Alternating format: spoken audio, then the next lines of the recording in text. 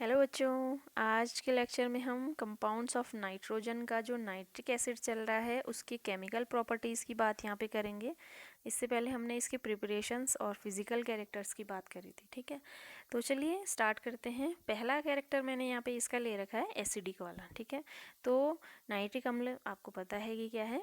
मैंने कल बताया था कि नाइट्रिक अम्ल क्या है, एक रंगीन द्रव है, ठीक है ना। तो अम्ल है, ठीक है। ऊपर से मैं बोल लूँ नाइट्रिक अम्ल, अम्ल हो रहा है तो इसका अम्लीय गुण तो होगा ही, ठीक है। अब अम्लीय गुण इसका ये है कि जो नाइट्रिक अम्ल है वो क्षारों के साथ क्रिया करके क्या बनाता है, लवण बनाता है। और उन लवणों को आप क्या कहते हो, नाइट्रेट्स कहते हो, ठीक है। देखो बेटा, यहाँ पे ये रिएक्शन इस इधर को कर लेना अब, ठीक है ना। ये गलत हो गई है, कोई बात नहीं। आपने देखो नाइट्रिक अम्ल लिया और एक क्षार ले ली NaOH, ठीक है। अब इससे क्या बना, NaNO3 बन गया और H2O बन गया। देखो कैसे, यहाँ पे मैं बता देती हूँ। NaOH है और क्या है आपने ले रखा है, HNO3 ले रखा है। तो ये सोडियम हाइड्रोक्साइड का आप OH ले लेना और HNO3 का H ले लेना, इसको अलग कर लेना। ये क्या होगा, इसके साथ जाके जुड़ जाएगा तो NaNO3 हो जाएगा और यहाँ पे क्या हो जाएगा, H2O बाहर निकल जाएगा। तो ये जो आपको मिला है ये क्या है, सोडियम का नाइट्रेट है, तो आप इसको सोडियम नाइट्रेट कहते हो, ठीक है ना। हो गया, तो यही मैंने बताया यहाँ पे। बाकी जो नाइट्रिक अम्ल है वो धातुओं के जो हाइड्रोक्साइड्स होते हैं, यहाँ पे देखो ये हाइड्रोक्साइड्स है और उनके कार्बोनेट हैं, और एक मैंने ये कॉपर ऑक्साइड ले लिया है, तो उनके साथ क्रिया करके भी क्या बनाता है, उनके नाइट्रेट बनाता है, ठीक है ना। हो गया। तो यहाँ पे देखो कैल्शियम कार्बोनेट की जब मैं नाइट्रिक एसिड के साथ क्रिया करवा रही हूँ तो ये क्या बना रहा है, कैल्शियम नाइट्रेट बना रहा है, ठीक है, कैल्शियम नाइट्रेट। ऐसी ऑक्साइड्स के साथ करवा रही हूँ, ठीक है।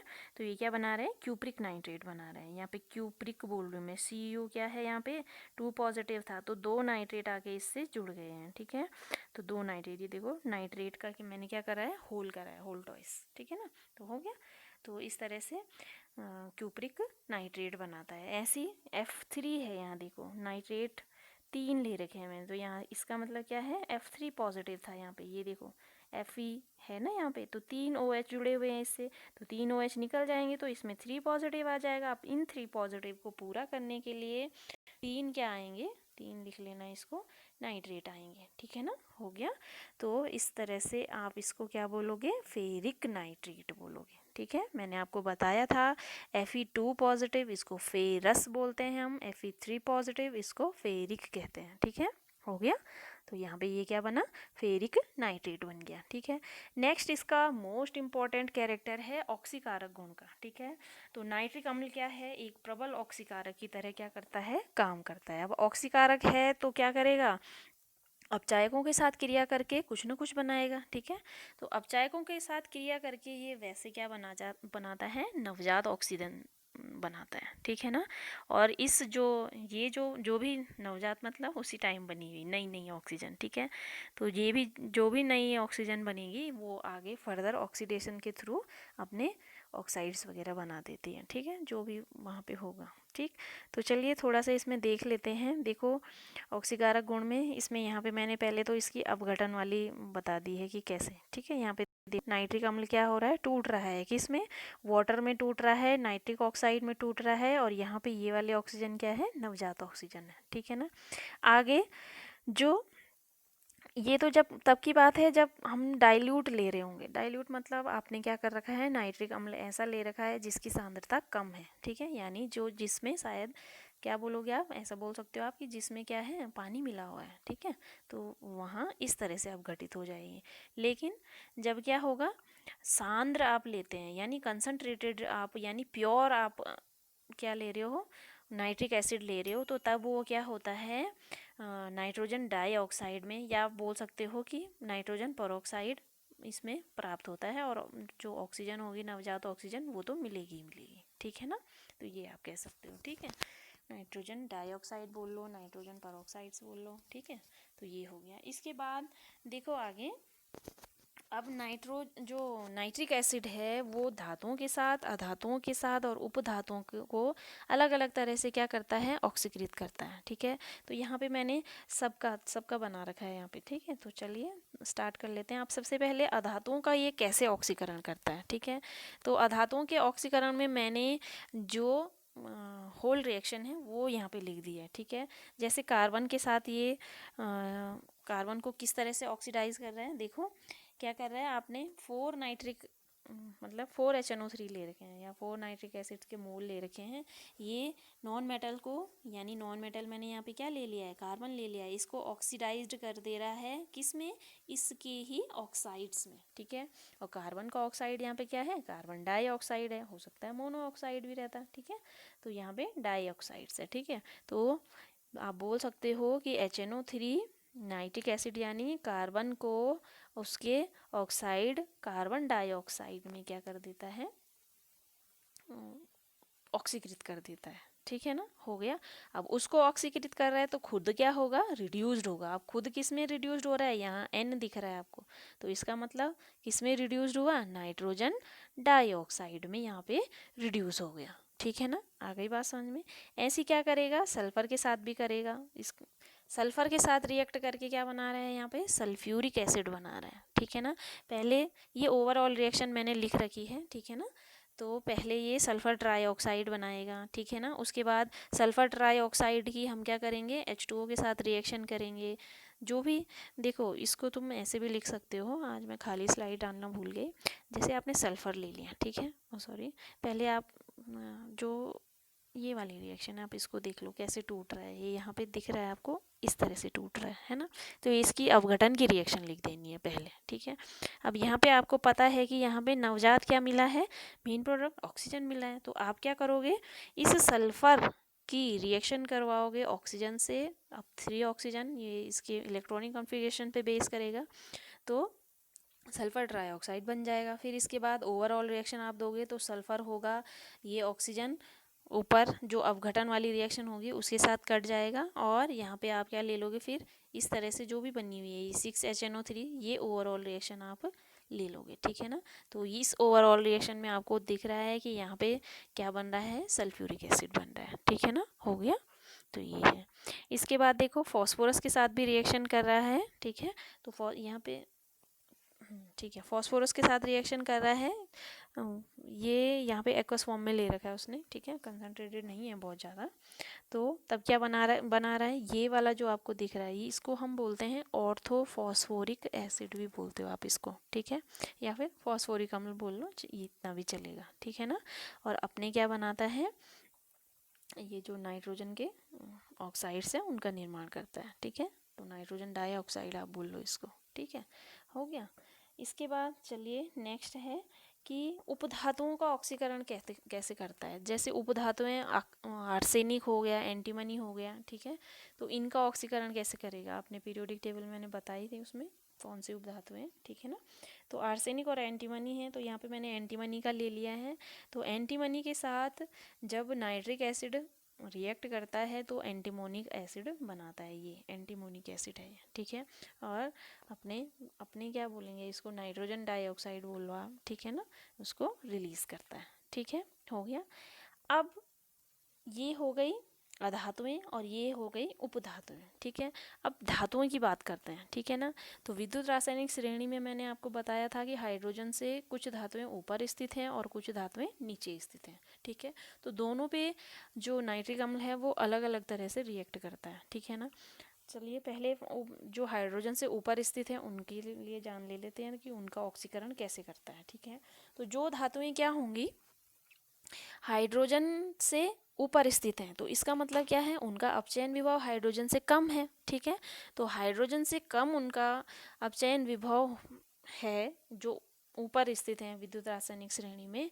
अगर उनकी हम नाइट्रिक अम्ल से क्रिया कराते हैं तो वो सारी धातुएं हाइड्रोजन बनाती हैं, ठीक है। हाइड्रोजन गैस यहाँ पे देखो, यहाँ पे दिख रहा है, ठीक है, हाइड्रोजन गैस बनाती हैं, हो गया। अब ये हाइड्रोजन आगे क्या हो सकता है कि कुछ दशाओं में जो नाइट्रिक अम्ल होगा वो अमोनिया, नाइट्रस ऑक्साइड, इनको आदि में आगे जाके अपचयित कर देगा, ठीक है। लेकिन क्या है, बाकी जिनके भी हाइड्रोजन से कम अपचयन विभव हैं उनके साथ क्या करता है, ये हाइड्रोजन गैस रिलीज करता है। तो यहाँ पे देख लो, जैसे मैग्नीशियम है, एल्यूमिनियम है और जिंक मैंने ले रखा है। तो आप magnesium, manganese, zinc, iron, tin, lead, इन सब के जो अपचयन विभव हैं वो हाइड्रोजन से क्या है, कम है। ठीक है, तो ये सारी धातुएं अपने क्या बना लेंगी, नाइट्रेट्स तो बना लेंगी, लेकिन हाइड्रोजन गैस क्या करेंगी, रिलीज करेंगी। ठीक है ना, हो गया। तो ये है, ठीक है। तो जैसे मैग्नीशियम ने HNO3 के साथ रिएक्शन करी तो क्या बना दिया, अपना मैग्नीशियम नाइट्रेट बना दिया। ऐसी मैग्नीज नाइट्रेट बनेगा, ऐसी जिंक नाइट्रेट भी बनेगा। ठीक है, ऐसी फेरिक नाइट्रेट बनेगा या फेरस नाइट्रेट बन जाएगा। ठीक है, हो गया। ऐसी टिन का होगा तो स्टेनस नाइट्रेट बन जाएगा, लेड नाइट्रेट बन जाएगा। ठीक है, चलिए, तो इतने मैंने आपको यहाँ पे लिख रखे हैं, बस आप इतने ही कर लेना, मैग्नीज वगैरह लिखने की ज़रूरत नहीं है। ठीक है, जो इम्पोर्टेंट है वो मैंने करवा दिया है। ठीक, अब इसके बाद जो विद्युत रासायनिक श्रेणी में ऐसी धातुएं हैं जो हाइड्रोजन से नीचे हैं। अब हाइड्रोजन से नीचे है मतलब हाइड्रोजन का जो अपचयन विभव है वो तो कितना आता है, 0 आता है ना। अब हाइड्रोजन से नीचे हैं, जो हाइड्रोजन से ऊपर है, मैंने कहा जिनका कम था तो इनका नेगेटिव में आता था, तो मतलब 0 से कम क्या हो जाएगा, माइनस में चला जाएगा। ठीक है, अब 0 से ऊपर क्या होगा, इधर प्लस में इनके अपचयन विभव के मान आ जाएंगे।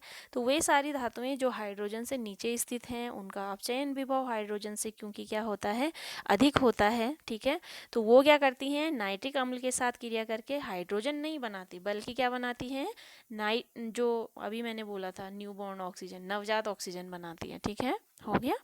तो अब वो आगे जाके क्या करेंगी, जो भी ऑक्सीजन बनी हुई है वो क्या करेंगी, जो भी धातुएं होंगी, धातुओं को उनके ऑक्साइड में क्या कर देगी, ऑक्सीकृत कर देगी। ठीक है ना, आगे चल के तो आप देखो, जैसे यहाँ पे मैंने लिख रखा है, यहाँ पे मैंने कॉपर का एग्जांपल ले रखा है, आप सिल्वर, मरकरी भी ले सकते हो।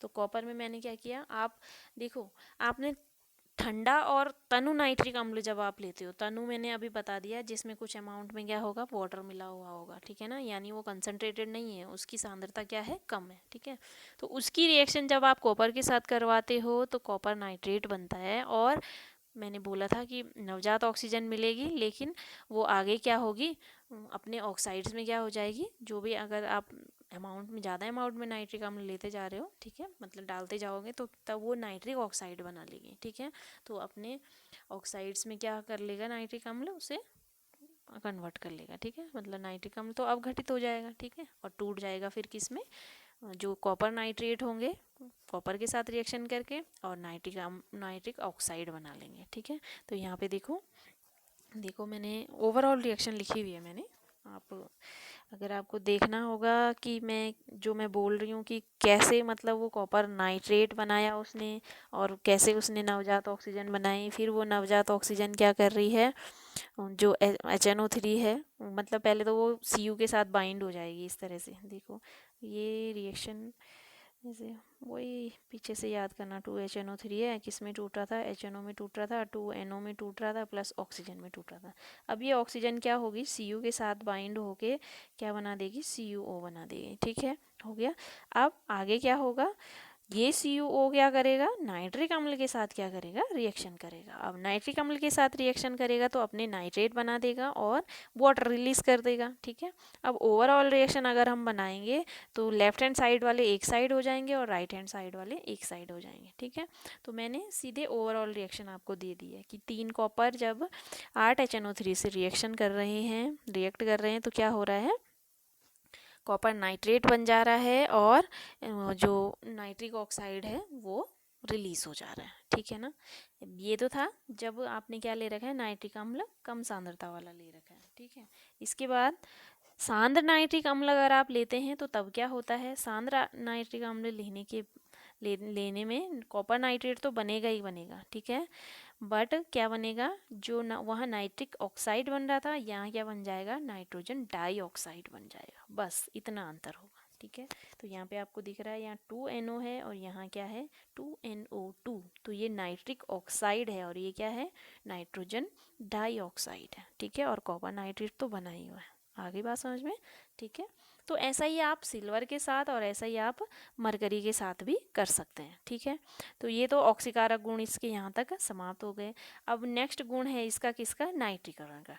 ठीक है, नाइट्रीकरण, बेंजीन का नाइट्रीकरण आप कर लो, या नाइट्रेशन इसे बोलते हैं। ठीक है, तो सल्फ्यूरिक अम्ल क्या करेगा, यहाँ पे हम सल्फ्यूरिक अम्ल को भी लेंगे इसके साथ, HNO3 के साथ। HNO3 देखो ले रखा है और सल्फ्यूरिक अम्ल लेंगे, तो आप बोल सकते हो कि सल्फ्यूरिक अम्ल की उपस्थिति में जब हम नाइट्रिक अम्ल को, कुछ आप एलिफेटिक यौगिक ले लो, या एलिफेटिक के साथ नहीं करवाना है तो जितने भी एरोमेटिक यौगिक होंगे वो तो इनके साथ रिएक्शन करेंगे ही करेंगे। ठीक है ना, तो एलिफेटिक यौगिक ले लो या एरोमेटिक यौगिक ले लो। ये एलिफेटिक और एरोमेटिक मैंने 11 में पढ़ाया था। ठीक है ना, तो दोनों के साथ ही क्रिया करके क्या बनाता है? ठीक है, ये उन कार्बनिक यौगिकों से क्या करेगा, एक अणु या एक से अधिक अणु आप बोलो हाइड्रोजन के निकाल लेगा। ठीक है, और क्या करेगा वहाँ पे अपना नाइट्रो, यहाँ पे दिख रहा है आपको नाइट्रो नाइट्रो नाइट्रो। ठीक है, तो नाइट्रो समूह क्या कर देगा, स्थापित कर देगा। ठीक है ना, तो इसको हम विस्थापन भी कहते हैं। ये भी मैंने आपको 11 में पढ़ाया था। ठीक है, जब हमने अभिक्रियाएं करी थी। तो देखो इस तरह से यहाँ पे देखो, यहाँ पे मैंने बेंजीन ले लिया है और सल्फ्यूरिक अम्ल की उपस्थिति में। ठीक है, टेम्परेचर 55 डिग्री सेंटीग्रेड से कम है। जब HNO3 की रिएक्शन हम बेंजीन के साथ करवा रहे हैं, तो आपको पता है, मैंने पहले भी पढ़ाया है, आप इस तरह से लिख सकते हो बेंजीन को, सी सी सी सी सी सी सी, इस H, इसके पास भी H, इसके पास भी 2H, इसके पास भी 2H और इसके पास भी 2H, इस तरह से। ठीक है, और यहाँ क्या होते हैं, इस तरह से अल्टरनेट डबल बॉन्ड होते हैं 3। ठीक है, तो एक HNO3, ओ सॉरी, एक हाँ एक जो भी है HNO3 से आप क्या आएगा, नाइट्रो समूह आएगा। तो क्या करेगा, यहाँ से किसी एक हाइड्रोजन को क्या होना पड़ेगा, एक हाइड्रोजन या हाइड्रोजन अणु को रिलीज होना पड़ेगा। ठीक है ना, आ गई बात समझ में? यहाँ से वो हटेगा तभी यहाँ पे आके क्या होगा, नाइट्रो समूह जुड़ेगा इस तरह से। ठीक है, तो आप इसको फिर क्या बोल लेते हो, देखो नाइट्रो है और बेंजीन तो है ही, तो नाइट्रो बेंजीन बनेगा। ठीक है ना, आ गई बात समझ में?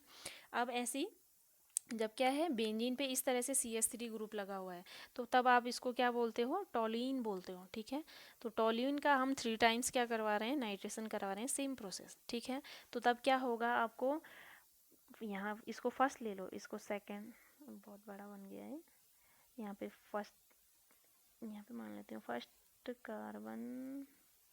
Carbon, second carbon, third carbon, fourth carbon, fifth carbon, sixth carbon.